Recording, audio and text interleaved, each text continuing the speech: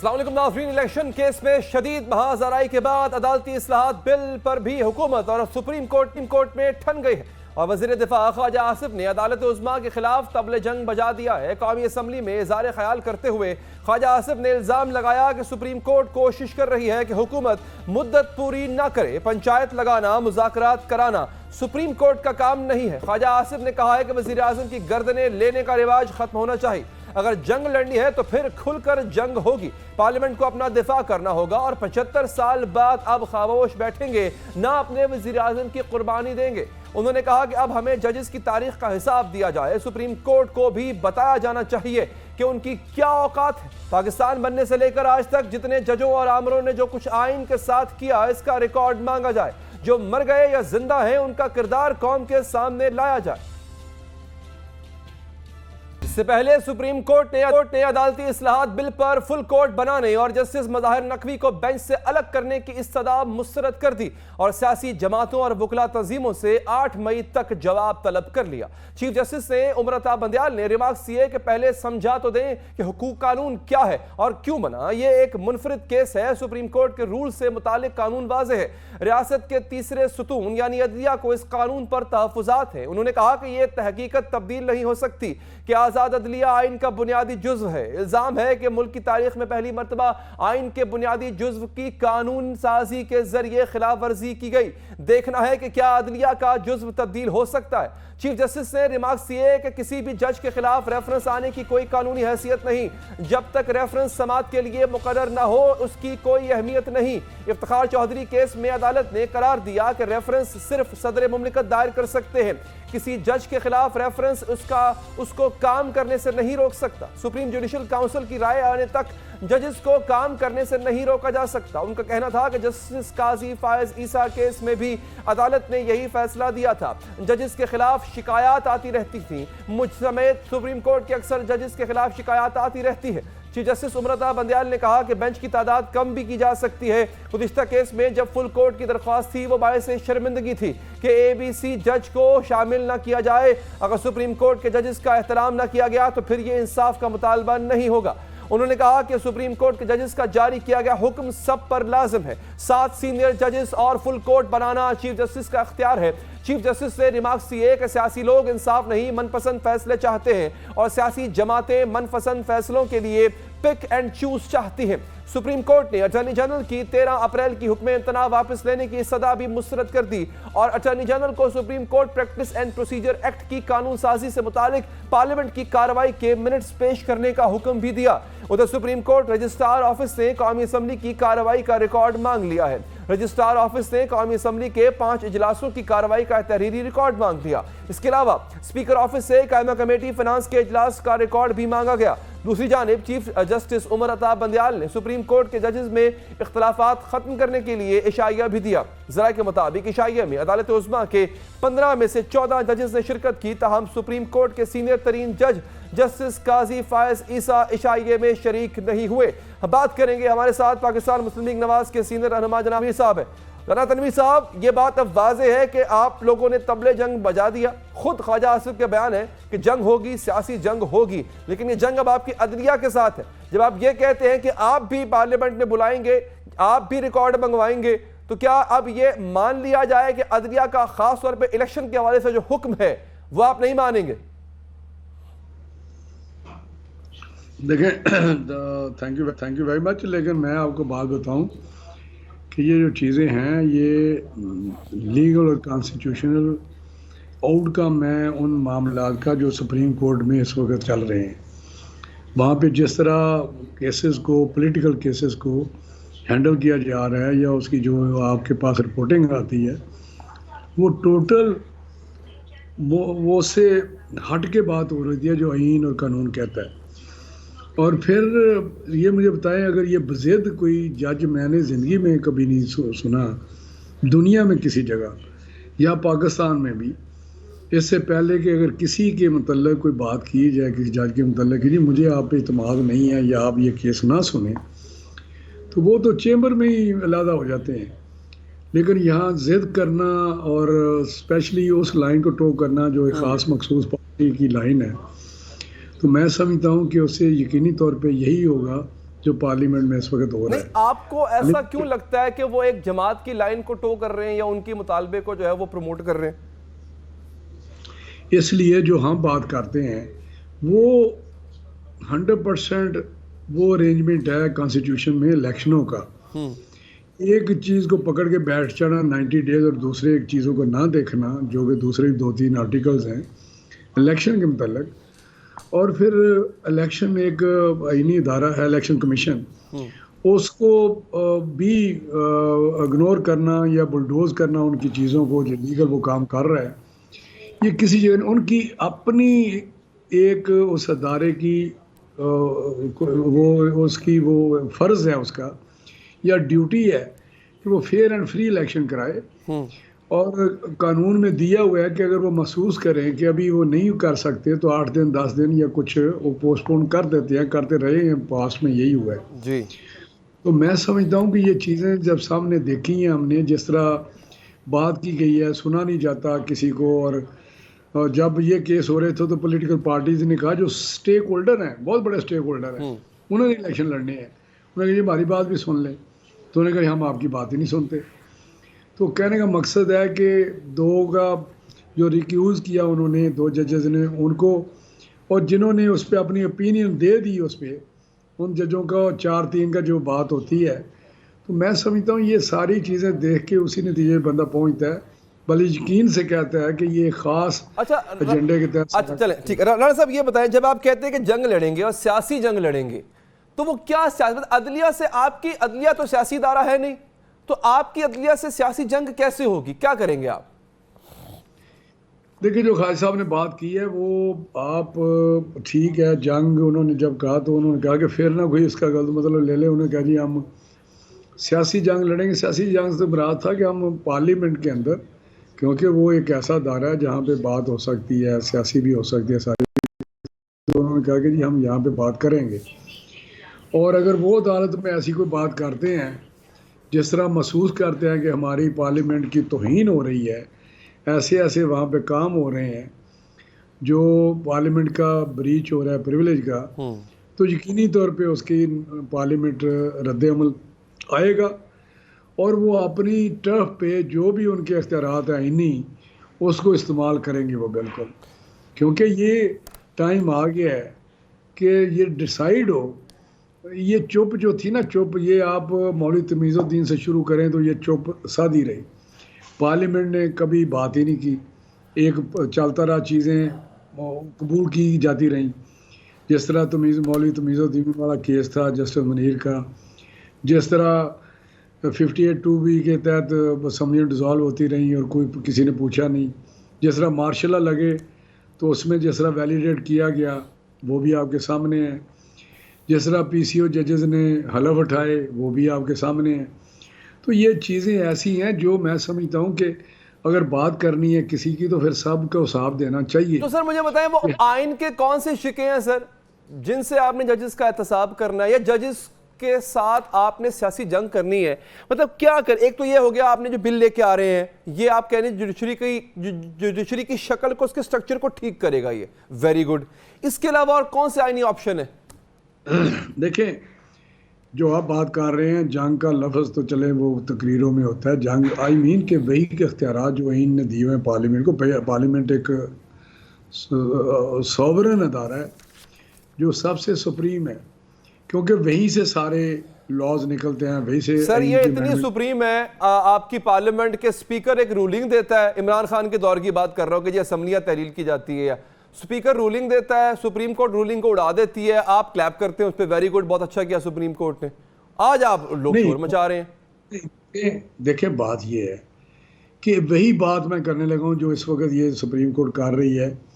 क्या suo mottos की बात, बहुत लंबी बात उस पर हो सकती है, लेकिन अगर कोई ये फैसला ऐसा कर दे जो सारी अदालतों की जुरिस्डिक्शन वो खुद ले लें, जिस तरह सुओ मोटो में होता है कि ओरिजिनल जुरिस्डिक्शन पे भी आ जाएं और उसके बाद अपील भी ना हो, वो अगर कह दें कि दिन को रात कह दें तो उसकी कोई अपील नहीं है।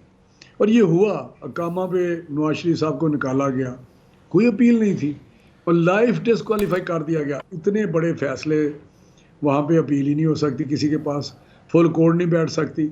तो मैं समझता हूँ ये चीजें दुरुस्त करने वाली तो सर बात है। स्पीकर की रूलिंग को जिस तरह से कालअदम करार दिया था सुप्रीम कोर्ट ने, फिर आप कहें वो भी गलत था, वो भी गलत किया, नहीं होना चाहिए था सर। उसी पे आने लगा हूँ। अच्छा सर। इसी तरह अगर वहां पार्लियामेंट ये कहे कि ये दिन नहीं रात है दिन को, तो मैं समझता हूँ इतनी ग्लेयरिंग वो आर्टिकल 5 का जो फवाद ये उठा, तो इसने वहाँ क्या दिया कि जी आर्टिकल 5 जो है वो इनका आ गया, यहाँ को हो गई है, पता नहीं साजिश हो गई है बाहर से, लिहाजा मैं पुट करता हूँ कि ये जो अदम एतमाद साजिश के तहत पेश की गई है, लिहाजा इसको ख़त्म किया जाए। और स्पीकर ने 1 मिनट में, जो पहले मीटिंग में तय किया हुआ था, 1 मिनट में वो उड़ा दी। और उसके बाद साथ ही कहा कि जी ये रिज़ाइन में एक्सेप्ट करता हूँ। फिर साथ ही कहा कि जी प्रेसिडेंट ने वो डिज़ोल्व कर दी 5 मिनट में, पहले ही उसने टाइप करके रखा हुआ था। तो ये कोई मजाक है? जिस तरह इन्होंने प्रोविंशियल असम्बली डिज़ोल्व कर दी, महीना चलती रही बहस के, डिज़ोल्व नहीं करना चाहते थे, मेंबर्स नहीं करना चाहते थे, चीफ मिनिस्टर का प्रोरेगेटिव है आईनी, लेकिन प्रोरेगेटिव कोई चीज़ मादर पिदर आज़ादी नहीं होती, हर चीज रेगुलेट कर रही होती है किसी चीज। अच्छा सर, साथ साथ ना एक इस जंग में एक काम और भी बड़ा हुआ है सर। एक जंग में एक काम हुआ है कि जजेस की ऑडियोज लीक हुई हैं, ना आपने तहकीकात उनकी करवाई हैं। अब फवाद चौधरी साहब, अब बल्कि तहकीकात कराए बगैर प्रेस कॉन्फ्रेंस पहले कर देते थे सर। फवाद चौधरी कहते हैं कि इनके पास जजेस की वीडियोज भी हैं। सो कोई वीडियोज भी हैं सर, कोई आने वाली है? किसके पास किसकी वीडियोज हैं, ये काम इन्होंने खुद शुरू किए। हम उसको कहते थे बाज आ जाएं। आप इमरान खान और उसका टोला, जो इमरान न्याजी का टोला है, वो आप जानते हैं इस टोले को, ये टोला है क्या, इनका करैक्टर, पॉलिटिकल करैक्टर क्या है, इनकी बैकग्राउंड क्या है, ये किधर से आए, कहाँ से उठे, कहाँ कहाँ गए, पॉलिटिकल हिस्ट्री एक पीछे है। लेकिन मैं उस पर कहता हूँ कि जब ये करते थे, जब ये मकान कराते थे, जब खोखरों पे बुलडोज़र, खोखरों के घरों पे, अफसर खोखर वगैरह के घरों पे बुलडोज़र चलाते थे, जब इसहाक डार का घर तोड़ फोड़ करके वो ऑक्शन कराते थे, तो ये चीज़ें ऐसी हैं जो नहीं। जब मरियम बीबी को पकड़ने दरवाजे तोड़ते थे, जब फरियाल तालपुर बीबी को वहाँ से पकड़ते थे, तो ये कोई एक 4 साल भूल गए सारे लोग, होता क्या रहा है। 2-2 साल हम अदालतों में पेश होते हैं। लेकिन सर इनकी बात तो हुई, सवाल तो मेरा मुख्तलिफ था, सवाल था वीडियोस का। इन्होंने जो किया वो गलत किया, इन्होंने शुरुआत की, इंतहा को आप पहुंचा रहे हैं सर। वीडियोस है ऐसी कोई सर, जजेस तो लीक नहीं कर रहे, हम तो लीक नहीं कर रहे, लोगों ने रिकॉर्ड किए हैं कि। अच्छा मुझे बताएं सर, वैसे आपस की बात है, मैं आपकी वीडियो रिकॉर्ड नहीं कर सकता, ये कौन लोग हैं सर जो जजेस की कर लेते हैं? क्या जिम्मेदारी नहीं है कि एक ऐसा चीफ जस्टिस जो साबका चीफ जस्टिस निसार, साकिब निसार जिसको कहते हैं, उसने जो हरकतें की कि चीफ जस्टिस के नाम पे उसने जिस तरह इनकी दजियां बखेर दी, जिस तरह वो डैम फंड इकट्ठा करता रहा, जिस तरह वो सुबह मोटर बाइक को लगाने के लिए करता रहा, रेडी फाला लेके चादरें तुली हुई नहीं हॉस्पिटल में, यार ये मजाक है, मजाक बना के रख दिया है इन्होंने सुबह मोटो को और सुप्रीम कोर्ट को। इस तरह नहीं होता। किधर है वो लाखों केस जो पड़े हुए हैं, वो सुनने को नहीं है, जिनकी किसी का जिंदगी मौत का मसला है, किसी की प्रॉपर्टी का मसला है, किसी के राइट्स का मसला है। तो ये चीज़ें खुदा के लिए देखनी चाहिए। बस एक ही है कि जो सियासी केस आए उसको पकड़ लें, पनामा को पकड़ लें, बैठे रहें, मॉनिटरिंग जज लगा दें। तो ये बातें सारी, अब मेरा हाल वक्त आ गया है कि करेक्शन की जाए। चलें ठीक है और हर अदालत डोमेन में रह के काम करे, पार्लियामेंट अपना काम करे, जुडिशरी अपना काम करे, एग्जीक्यूटिव अपना काम करे। Right sir. लेकिन अगर इस तरह होता रहा तो मैं समझता हूँ आज किसकी इज्जत महफूज है? ये कर क्या रहे हैं? अच्छा, ये तो नौज बिल्ला, उसको पता नहीं क्या क्या कह रहे हैं। Rana Saab, I wish I had more time. I'm really have to interrupt you here, sir. I wish I had more time. बहुत शुक्रिया जनाब राना सर, आपने प्रोग्राम के लिए वक्त निकाला। यही सवाल हम पाकिस्तान तहरीक इंसाफ के रहनुमा शफकत महमूद साहब से पूछेंगे कि सर अब आप करेंगे क्या? उन्होंने तो जंग छेड़ दी है, क्या इस जंग में आपका साथ अदलिया के साथ रहेगा? इस वक्फे के बाद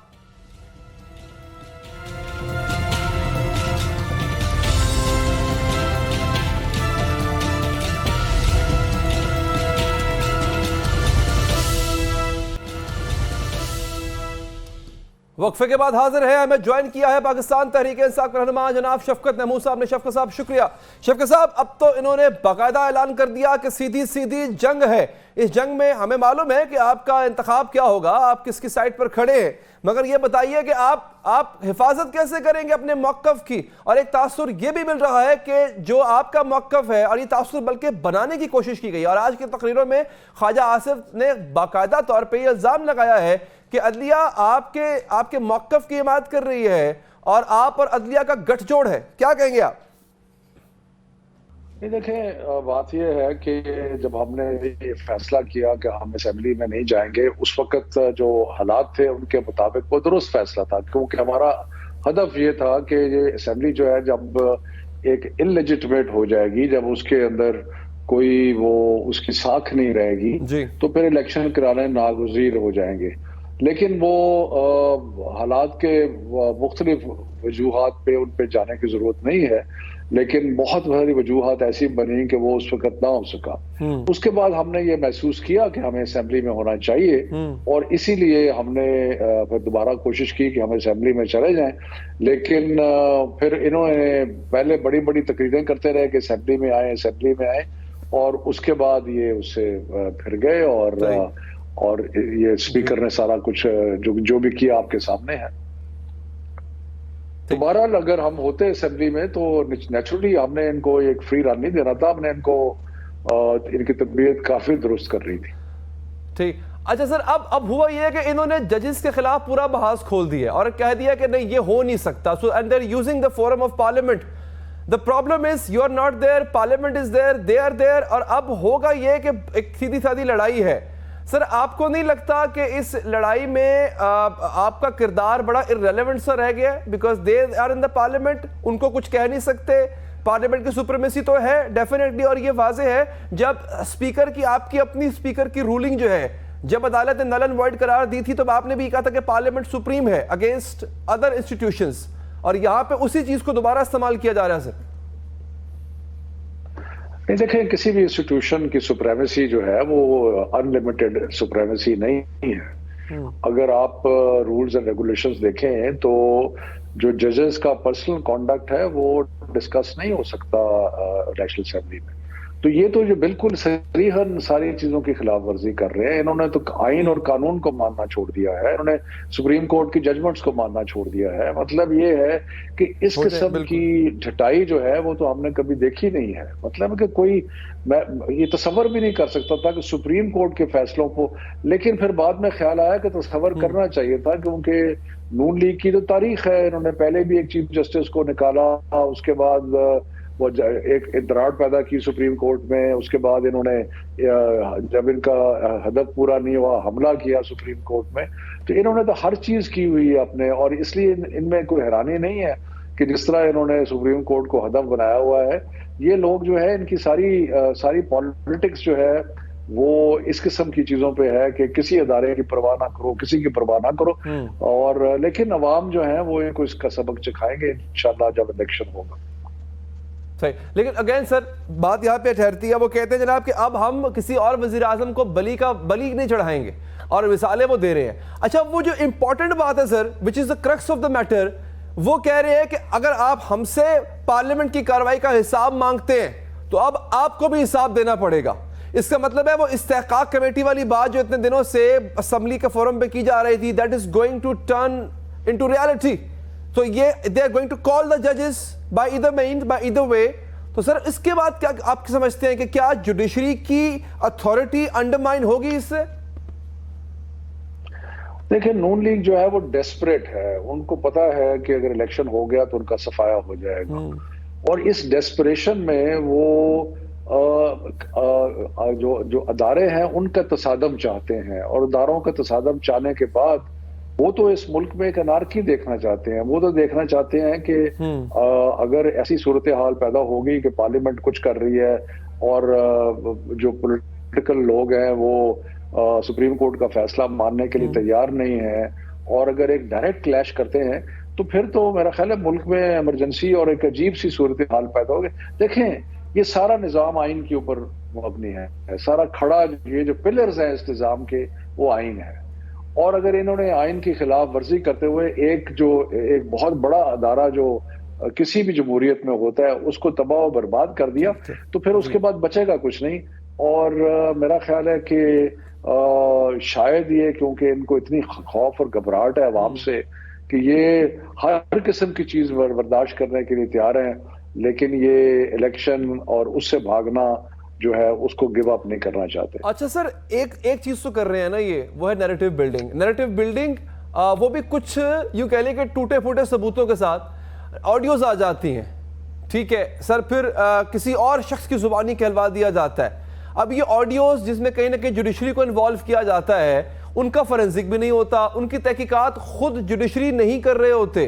खुद जुडिशरी को चाहिए, ये मुतालबा है कि जुडिशरी इन ऑडियोज की जो कि उनसे मंसूब हैं उनकी फोरेंसिक करवाए, उनकी इन्वेस्टिगेशन करवाए। आपके अपने पीटीआई के सदर परवेज इलाही साहब, उनकी ऑडियो आ जाती है, उन पर भी तहकीकात नहीं होती है। तो सर जो खामोशी है, खान मोहम्मद भट्टी की ऑडियो जो खामोशी है सर, वो भी तो कहीं ना कहीं इनके नैरेटिव को तकवीत बरस रही है ना सर।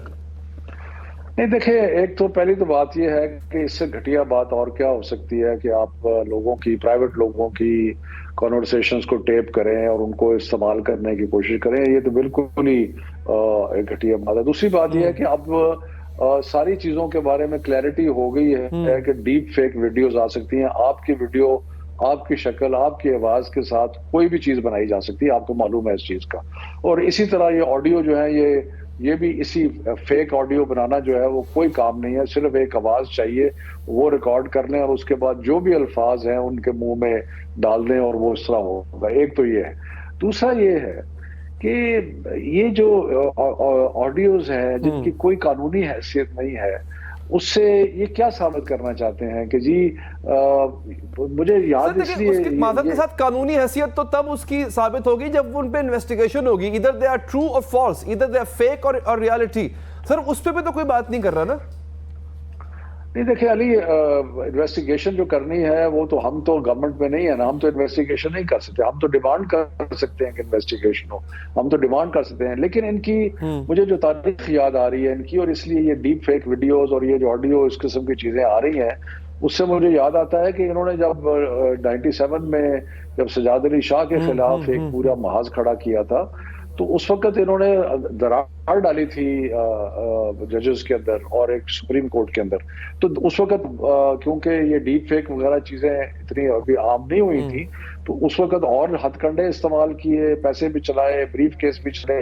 अब ये जो है ये दरारें डालने के लिए ये ऑडियोज और इसकी चीजें कर रहे हैं। इन सारी चीजों का एक मकसद है, और वो ये है कि किसी तरह इलेक्शन से राह फरार अख्तियार की जाए, क्योंकि इलेक्शन ये बर्दाश्त नहीं कर सकते। That is the reality. और इनको पता है कि अगर इलेक्शन होगा तो अवाम इनको खत्म कर चुके हैं, रिजेक्ट कर चुके हैं, और ये इनकी सियासी हैसियत बिल्कुल जीरो होके रह जाएगी।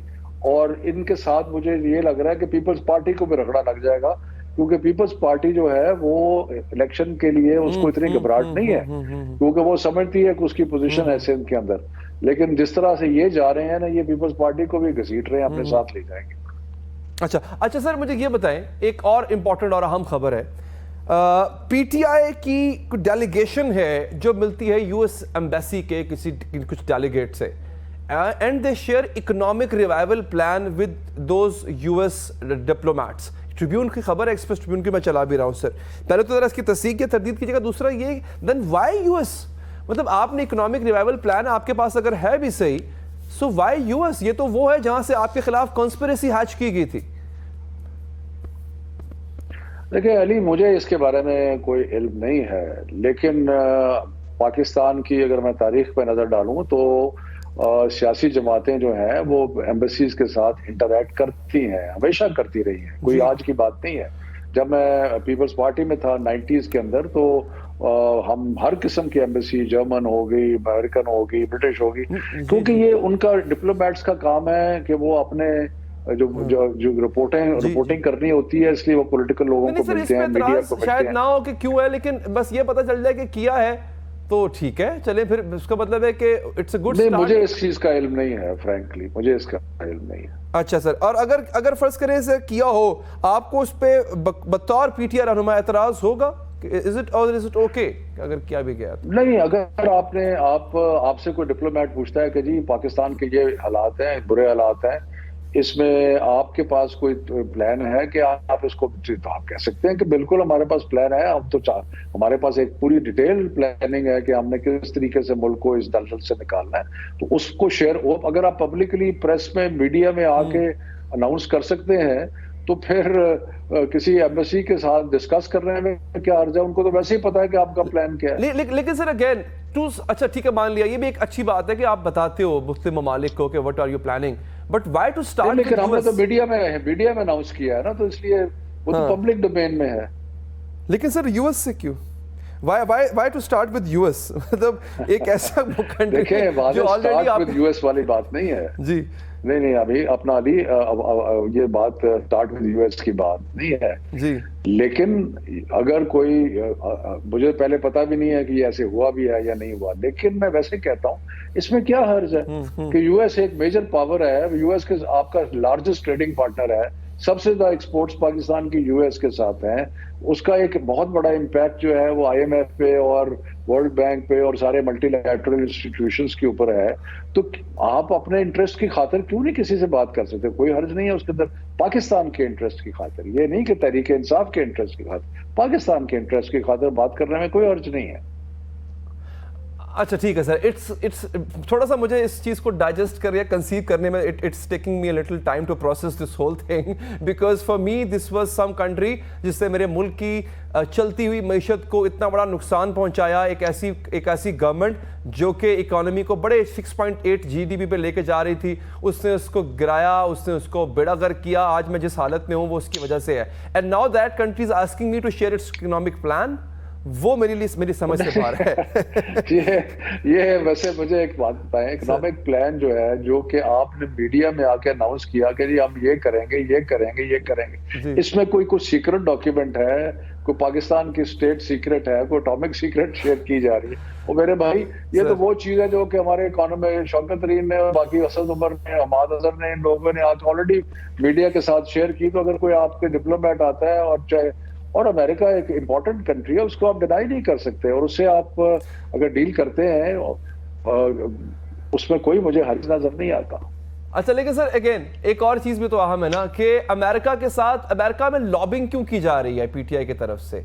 क्यों चाहिए पीटीआई को अमेरिका? पीटीआई नहीं कर रही, पीटीआई के सपोर्टर्स, अच्छा मेरी अंडरस्टैंडिंग है वो ये है कि पीटीआई के जो सपोर्टर्स हैं अमेरिका के अंदर, वो अपने तौर पे उन्होंने कुछ लॉबियस्ट हायर किए हैं। ऑफिशियल लॉबियस्ट पीटीआई का डायरेक्टली कोई भी नहीं। अच्छा वो नहीं है, ठीक है सर। अच्छा सर, इसके साथ एक और जो अहम चीज़ है वो है कि ये डॉन की खबर है सर अगेन कि जून जुलाई में हालात पहुंच गए थे बिल्कुल मार्शल लॉ के करीब। क्या ऐसी सिचुएशन थी सर? क्या are you privy of such situation कि जब प्रॉब्लम्स इतनी बढ़ गई थी, टॉकिंग अबाउट लास्ट ईयर, क्या सिचुएशन वहां तक पहुंच गई थी सर? मुझे इसका डॉन के पता नहीं सोर्सेज क्या है, मुझे उसका एग्जैक्टली तो अंदाजा नहीं है, लेकिन मैं समझता हूँ कि जो मार्शल लॉ के जमाने जो है वो अब नहीं है। वक्त तब्दील हो चुका है, दुनिया बहुत आगे बढ़ चुकी है, उस तरह का कंट्रोल जो है वो भी मुमकिन नहीं है, और बहुत सारी सैंक्शंस भी लगती हैं मुल्कों पे जहाँ पे मार्शल लॉ होता है। तो मेरा नहीं ख्याल कि कोई ऐसी बात कोई ऐसी थी। डॉन की स्टोरी किस बुनियाद पे है, मेरा ख्याल है ये तो वही बेहतर बना सकते हैं। चले, बहुत बहुत शुक्रिया आपका शफकत महमूद साहब, आपने टाइम दिया। लेकिन sir I wish I had more time कि मैं आपसे बात करता एक और अहम इशू पे, वो है पंजाब में टिकट्स की बांट पे। अब आपने इलेक्शन का मुतालबा तो बड़ी जोर से किया था सर, और ये भी दावा किया था पाकिस्तान तहरीक इंसाफ ने कि इस दफा जो टिकट्स की डिस्ट्रीब्यूशन है वो इंतहाई ट्रांसपेरेंट होगी, लेकिन उस पर बहुत से सवालात उठ गए हैं। सवाल उठाने वालों में से चंद अहम शख्सियात हमारे प्रोग्राम का हिस्सा होंगी इस वक्फे के बाद।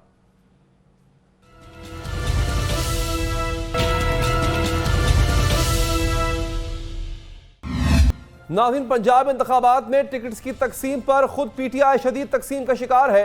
पार्टी क़यादत पर करप्शन और पैसे लेने के इल्जामात लग चुके। जिन उम्मीदवारों को टिकट्स नहीं मिला वो नाराज हो गए हैं, एहतजाज कर रहे हैं। लाहौर में इमरान खान की रिहाइशगाह के बाहर भूख हड़ताल जारी है। जिन्हें टिकट्स मिल चुकी हैं इन्हें इंपोर्टेड और पैराशूटर उम्मीदवार करार दिया जा रहा है। इस एहतजाज के बाद टिकटों की तकसीम पर नजरसानी की गई, जिससे मजीद तनाज़ात को जन्म दे दिया। पंजाब असम्बली के हल्का PP 11 रावलपिंडी से चौधरी अदनान को दिया गया टिकट वापस लिया गया, तो चौधरी अदनान और उनके हामियों ने एहतजाज किया। तहरीक इंसाफ की क़यादत पर करप्शन के इल्जामात लगाए। कहा गया कि इमरान खान ने तो चौधरी अदनान को ही टिकट दिया था, शेख रशीद ने साजिश करके आरिफ अब्बासी को टिकट दिलवा दिया। चौधरी अदनान ने यह भी कहा कि इन्हें मालूम है रात को टेबल पर बैठकर पैसे कौन बांटता है, जलसों और रैलियों के पैसे कहां से आते हैं।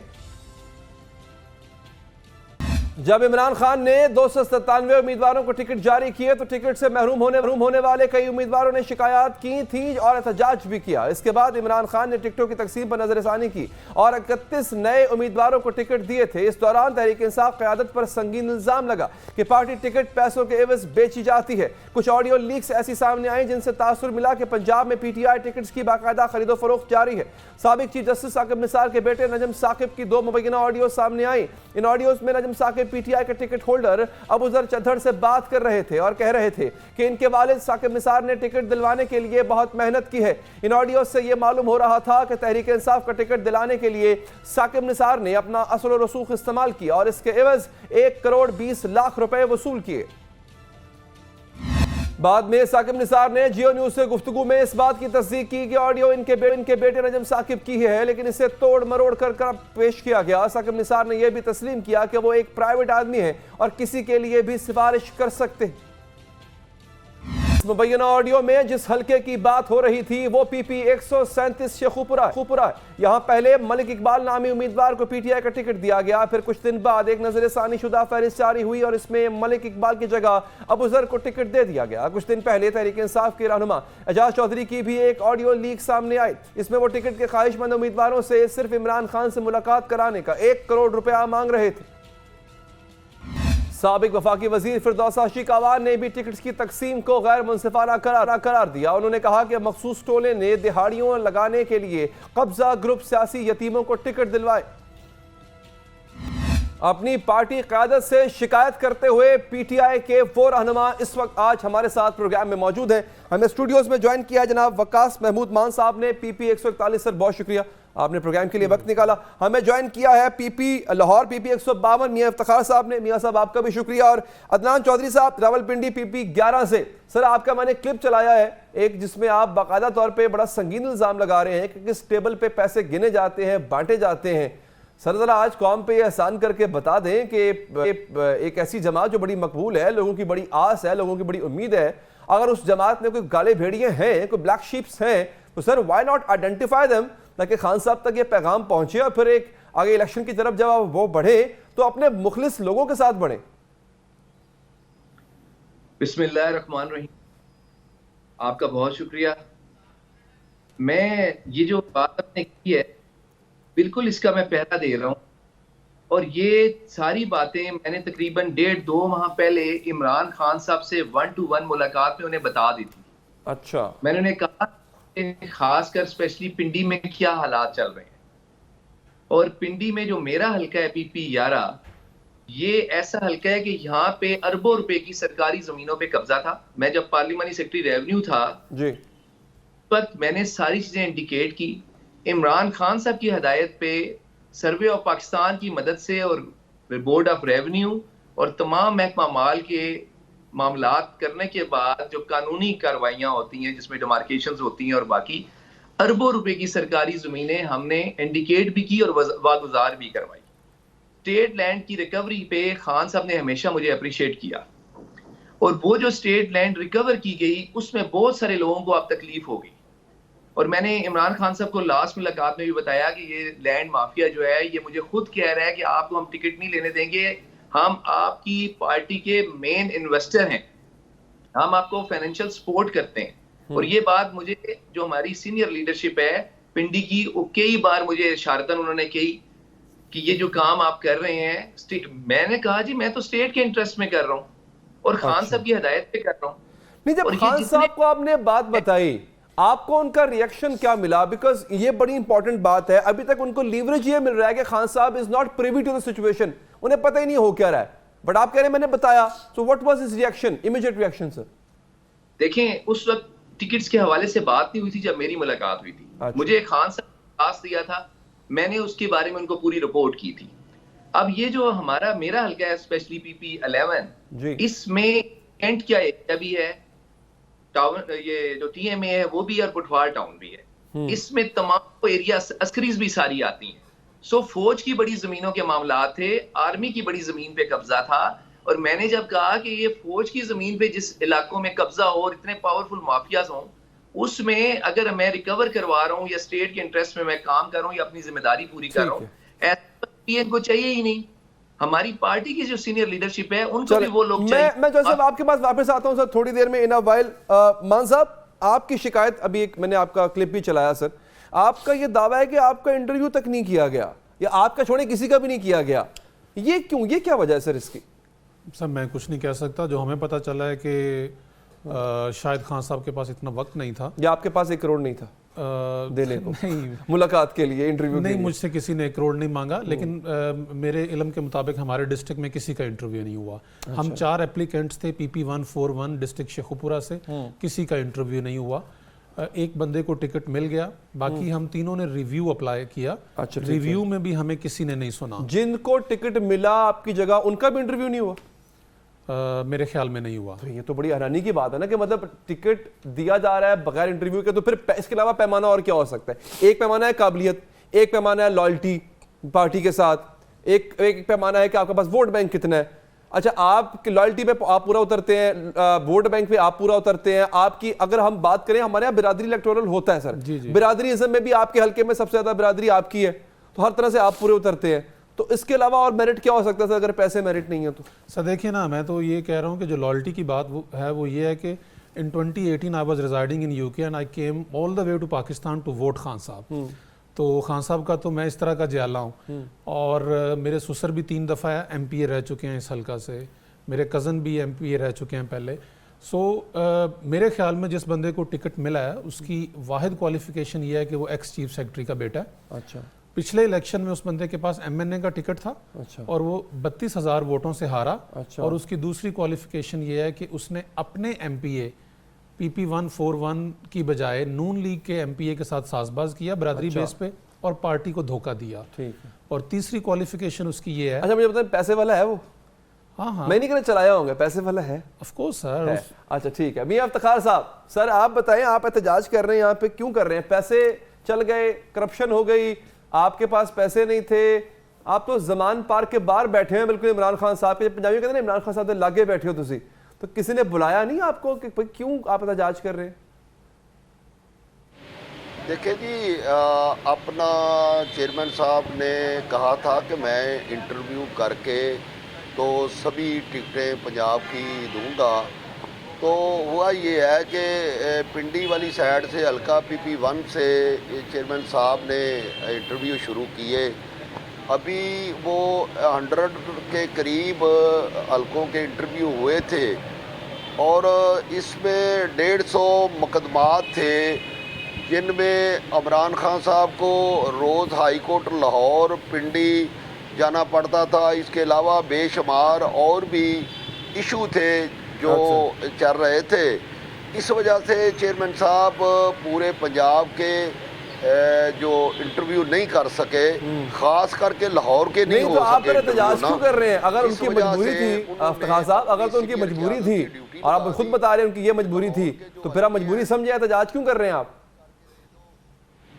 देखें, जो पैसे जैसे आपने सुना है पैसों का, इसी तरह मैंने पैसों का मैंने भी सुना है, मगर उसका ना मेरे पास कोई सबूत है ना आपके पास कोई सबूत है। तो इंशाल्लाह ताला जब हमने चेयरमैन साहब से बात की है, हमारे 1-2 स्टेक होल्डर हैं, उन्होंने असद उमर साहब से बात की है, शाह महमूद कुरैशी साहब से बात की है, आज़म स्वाति साहब से बात हुई है, तो उन्होंने इमरान खान साहब से बात की है। तो उन्होंने यकीन दहानी कराई है कि मैं इंशाल्लाह ताला अच्छा चलें ठीक है, वैसे मैं हैरान हूं, फिर पता नहीं आप एहतजाज क्यों कर रहे हैं? अगर पैसा भी नहीं चला, आपके पास सबूत नहीं है, खान साहब की मजबूरी भी थी, पर तुसी एवं सड़क ब्लॉक करके बैठे होते। सर मान साहब, ये अगर द प्रॉब्लम इज कि आपका एहतजाज बनता है बिकॉज आपकी पार्टी से एक लॉयल्टी है, but why don't you find out the reason as well कि हो क्यों नहीं रहा, हुआ क्यों? सर देखें, मेरा ऑब्वियसली मतलब I would like to know the Chaudhary reason. Nan Sahab is very clear, वही इसलिए मैं पहरा दे रहा हूं अपनी बात को जो मैंने की, is very clear about it, but when it comes to you और मियां इफ्तिखार साहब अभी भी आप एम्बिगुअस हैं कि पता नहीं हुआ क्या है। नहीं, एम्बिगुअस नहीं है सर।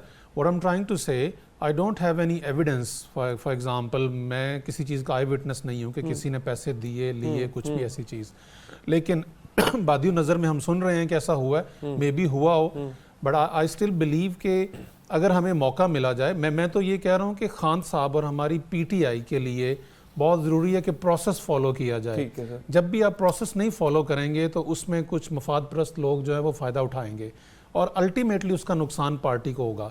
अगर हम पिछली असेंबली में जाएं तो जब खान साहब की गवर्नमेंट गई तो कुछ ऐसे लोग थे जो लोटे बने, जो बिके, और उसके बाद पीटीआई की गवर्नमेंट चली गई। हम ये नहीं चाहते कि दोबारा ऐसा हो, so we got to follow the process. जब आप प्रोसेस को फॉलो करेंगे। ठीक है सर, बहुत बहुत शुक्रिया मान साहब, सर आपने प्रोग्राम के लिए वक्त निकाला। चौधरी नान साहब, सर आपका भी बहुत बहुत शुक्रिया। मियां साहब आपका शुक्रिया।